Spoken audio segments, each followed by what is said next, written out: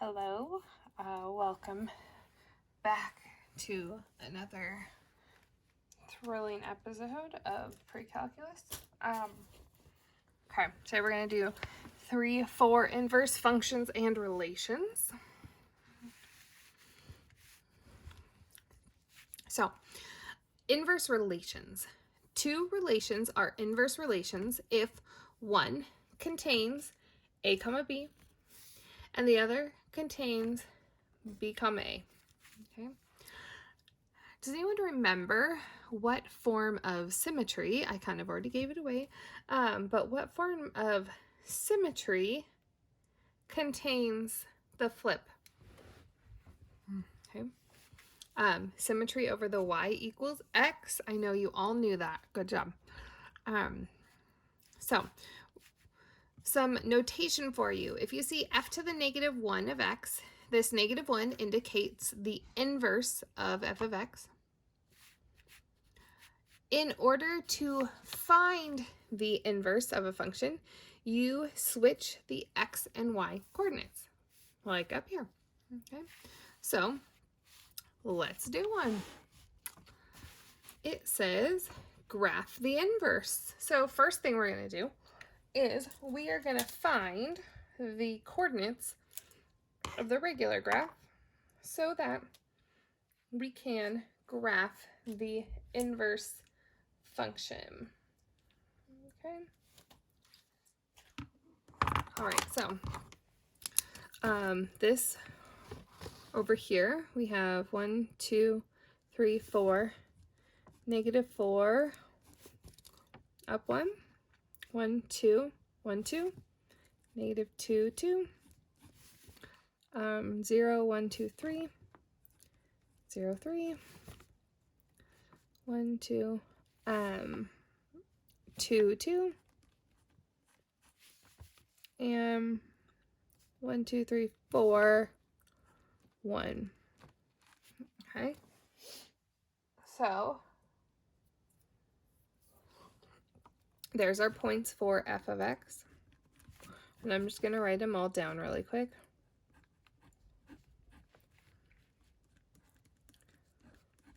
Okay, I'm just writing down the points from my graph so I can show you how to graph an inverse. Okay, so I'm going to make my inverse a different color.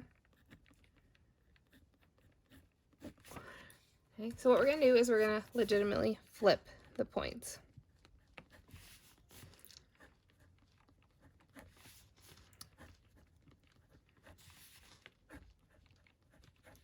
And 1, 4.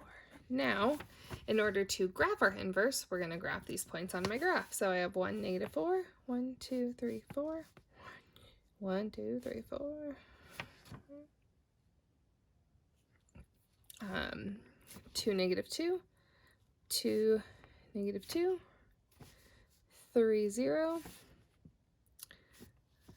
2, positive 2, and 1, 4. 1, 2, 3, 4. Okay. So this right here is my function.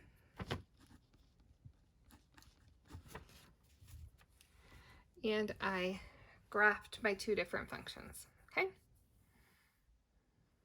All right. You'll notice the ends of these don't have arrows, so the end of my function doesn't have arrows. I don't know for sure if it keeps going. All right. You can find if the inverse of a function will be a function by doing the horizontal line test on the original. Okay? So if the so we're talking about if the inverse of the function will be a function. We do the vertical line test to find out if the function is a function. Oh, actually, I'm rewinding here. Back up here. I wanted to show you that this is the line y equals x right here.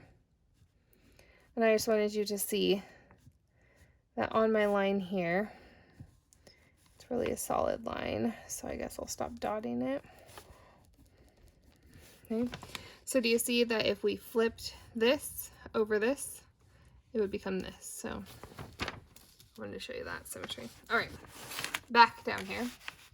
All right. So horizontal line test. So that is going this way. So we are legitimately going to look here. So this one right here does not pass the horizontal line test. So the inverse will not be a function.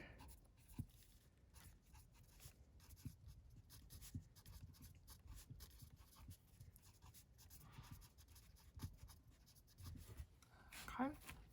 In this one, it does, so the inverse will be a function.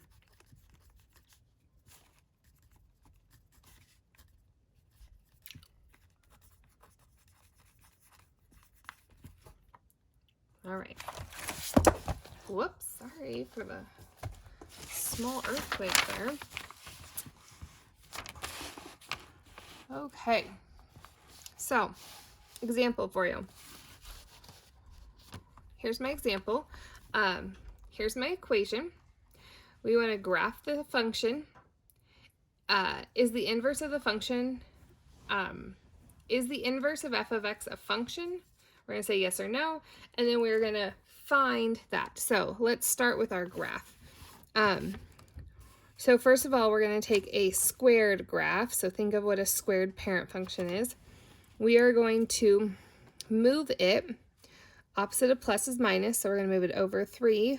1, 2, 3. And we're going to move it down 5. 1, 2, 3, 4, 5. Mark's going to go here.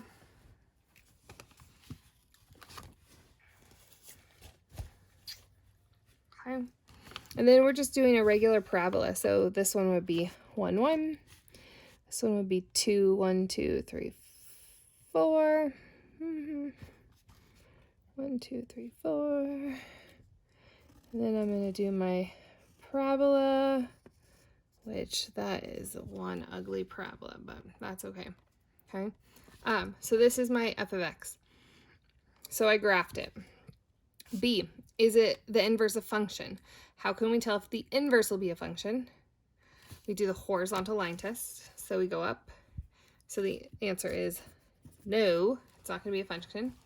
Then it wants us to find the inverse. So find an equation for the inverse. So what we're going to do is we're going to take our function. I'm going to write down here actually as y equals.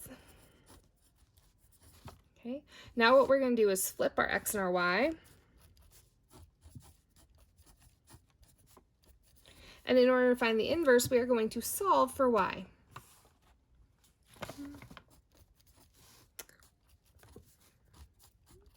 So we're going to add 5 to both sides. Okay. Now we are going to square root both sides. When we square root something, we need to add a plus or minus in front.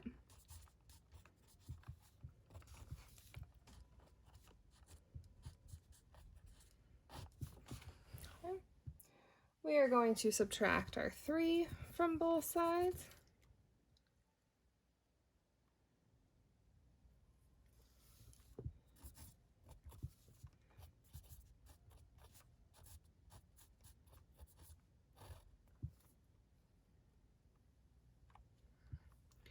And this is the equation of the inverse.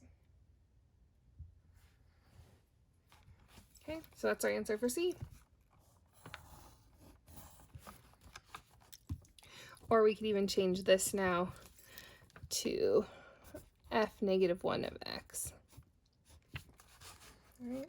And then the last thing, using your calculator, graph them with a calculator, check and see if they're a function. Okay. So I'm going to put this one in there.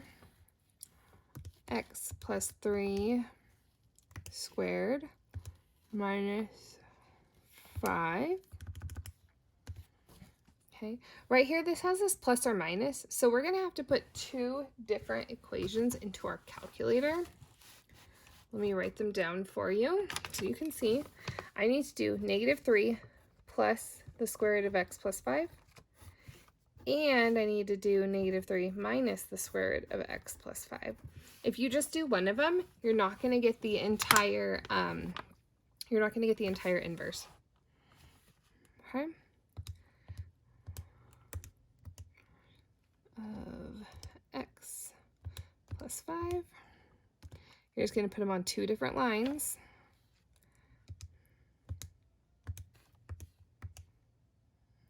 Of x plus 5. Okay? Now we're going to push a graph.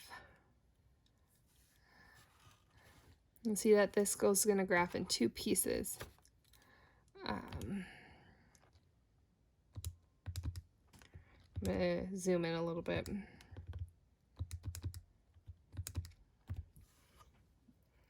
Okay, so there's the first one, the second, and the third. Do you see how that graphed in two pieces?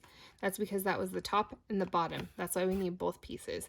If we were to put the line, I'm going to add one more line, y equals x on there. You see that they are going to be symmetric if we flipped it over that line.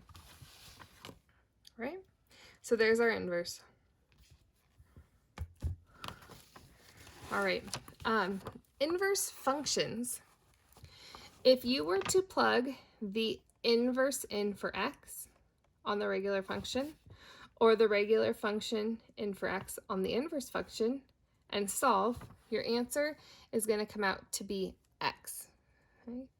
So that's one way you can prove that your inverse is an inverse. So that's our last problem. Given f of x equals 4x minus 9, find the inverse and then verify that they are inverses. So let's start with our equation.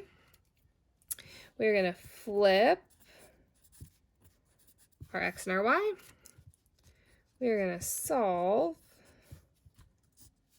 for our y. My pencil lead's about ready to break. Okay.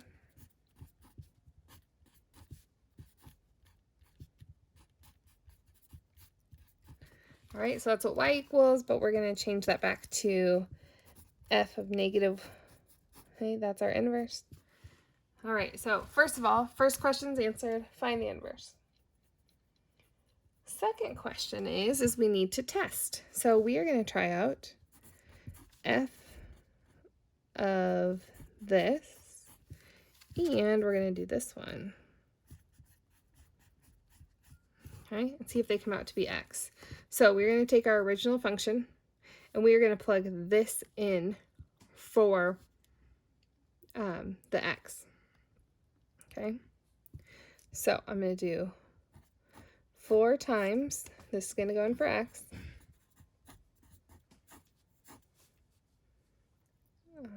minus 9. Now I'm going to solve.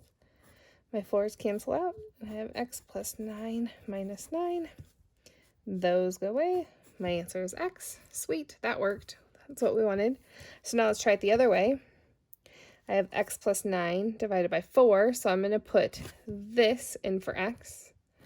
I have 4x minus 9 plus 9 over 4. These two cancel out, so I'll have 4x left, and that equals x. They both came out to x, and that verifies that it is a function.